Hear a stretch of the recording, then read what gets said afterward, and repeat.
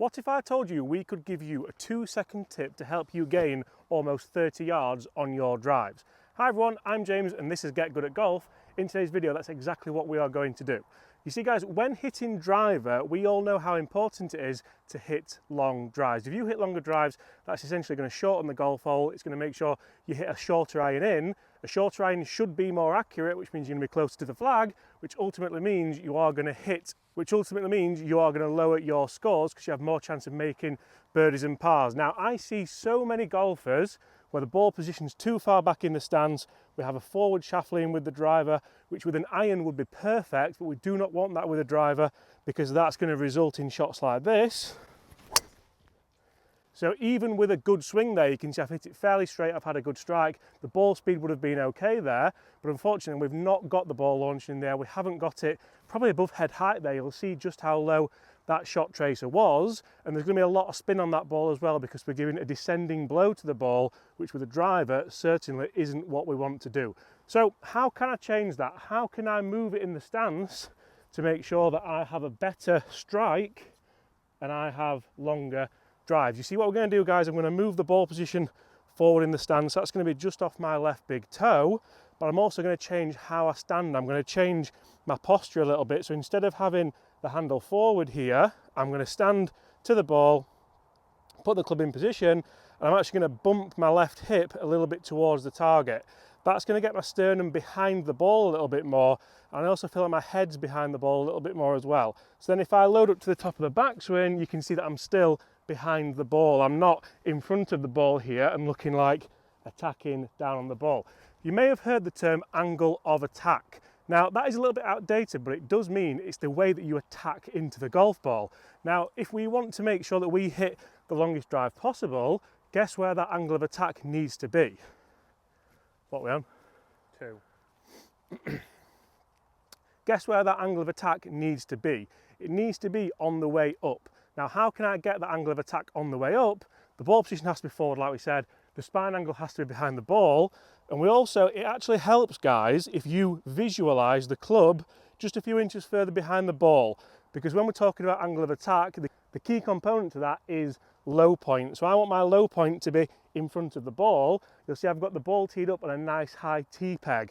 So if I get that low point in front of the ball, that means the driver is traveling on the way up. That's going to lower spin, it's going to increase launch, it should increase how far your drives go. So if I do all those things correctly, ball position forward, driver back just a little bit, bump the hips to the left, get the sternum back and the head back, I can then load up to the top of the backswing and release that shot there. You'll see how that is such a different ball flight to the first thing, and all I've done there is I've changed where the ball is in the stance, I've changed how I stand to the ball just a little bit, and apart from that, I haven't really changed too much in the swing. Imagine that. Imagine adding 30 yards to your drives just by changing where the ball is in the stance and how you stand to the golf ball. Right guys, continuing on James's point there, exactly what he is saying is we want to generate a high launch, low spin with your driver, and we can't do that if we're hitting down on the golf ball. And one big thing that I see at setup is James has ticked already, which is getting you angled back a little bit, so feeling when you're at setup that left hip bumps and my spine angle is nicely behind. From there, what we want to make sure is we've got to make sure that we keep rotating through the shot and releasing to our finish. And what I see a lot of times is when people take the setup, everything is a little bit square, so the feet are both pointing dead straight. From there, all this is going to encourage us to do, instead of rotate, often is we see people start to slide. They try to give it a little bit more, they try and hit at the golf ball, and as a result, the club is working down, and a lot of people might see it come off the top of the driver, go really high, and a lot of people I see sometimes say, oh, I've got right under that one and I've launched it high. I was really praying you weren't going to sky my driver in a demonstration then. Wouldn't do such a thing. But yeah, we need to make sure that we're not doing this motion here, so attacking, leaning into that golf shot, so you could have got a good spine angle like James said, but then still make this motion. So to stop doing that, guys, what we want to do is really get this left foot flared out, so we've got it around about 45 degrees there. What that allows us to do, if you just stand there now and think, I can rotate a long way into that left hand side, if I get that straight, I'm already restricted to how much I can rotate, so then we have to try and create it by either backing up or manipulating it with our hands. So left foot turned out, like James said, we're then going to get this angle bumped across, so we've now got the spine angle away. And then from there, when people say low launch, a lot of people think, right, I've got to hit up, but I've got to hold the loft off. That's not what we're trying to do, guys. To get the most amount of club head speed and the most distance and gain 30 yards, we've got to let this club head start to release into the golf ball. So we have to release that club head, let it pass the hands as we're going through impact. If we hold it off, it's going to be a glancing blow. We're going to potentially carve one out to the right, or we're also going to hit down. So I've got to get that left foot turned out. I've got to feel like I've bumped my hips across, and then from there I'm really thinking I've got to release and get into that left hand side.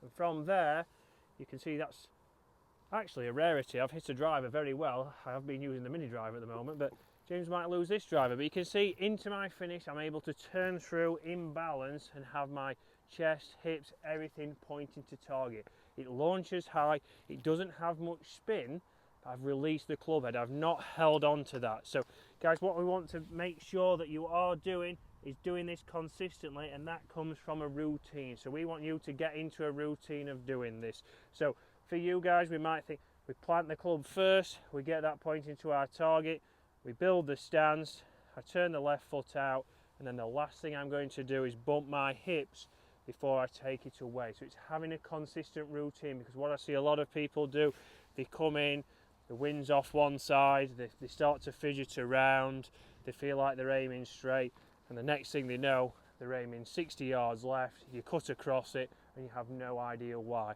Or if you square everything up and do everything right, you hit a massive pull, and you're thinking, oh, it must be the club, I'll change the weights in there, I'll do something different to that. It's always the club, Chris, isn't it? It's always the club. I'm going to mess around with that I need a new shaft.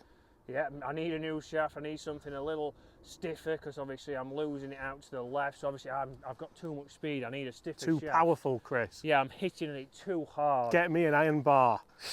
So get into that routine, guys, of pick your target line, set your club, build your stance, turn that left foot out, and then all we're going to do from there is bump the hip at the finish and then commit to releasing that club and getting through to that position there. Hold your balance, give yourself your feedback. You can start to work out why you might have hit a shot. From there you can break it down, you can fix that hopefully on the next tee, or you can go for a lesson and you can say what's happening is I'm losing it to the left, I'm losing it to the right. Why is that? Get some numbers, start to improve, and hopefully get good at golf. So guys, I really hope that those tips are helping you hit longer drives. The perfect setup is absolutely required to make sure you get the most distance out of your driver. But what about if it's not just a setup? That is the issue. I might have the perfect setup, I might have the perfect ball position, I might even be bumping my hip just like Chris has been doing ever so well there. But if my takeaway isn't correct, guys, and I pick the club up too steep, I'm never going to be able to save that and hit long drives. So a real quick thing just to think in swing as well, guys. All those thoughts have generally been either before the swing or in the downswing. Well, let's make sure that the takeaway is correct, and by that I want to make sure I'm taking the driver nice and low to the ground here, so I feel like I'm reaching the club head out as far as I can.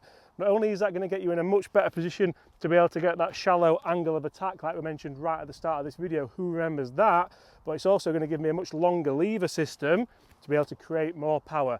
You imagine a stone on a piece of string, guys. If I spin that stone round, if I spin that stone round, the longer the string, the faster the stone is going to move. That's generally how a lever system works. So if I take the club away nice and long, nice and shallow, that's also going to help me gain those 30 yards. Guys, I've been James and that was Chris. I really hope you are enjoying these videos, and I hope they're helping you get good at golf one day at a time. Make sure you do smash that subscribe button if you're enjoying the videos, and comment below what you'd like to see next, because we really want to help you get good at golf.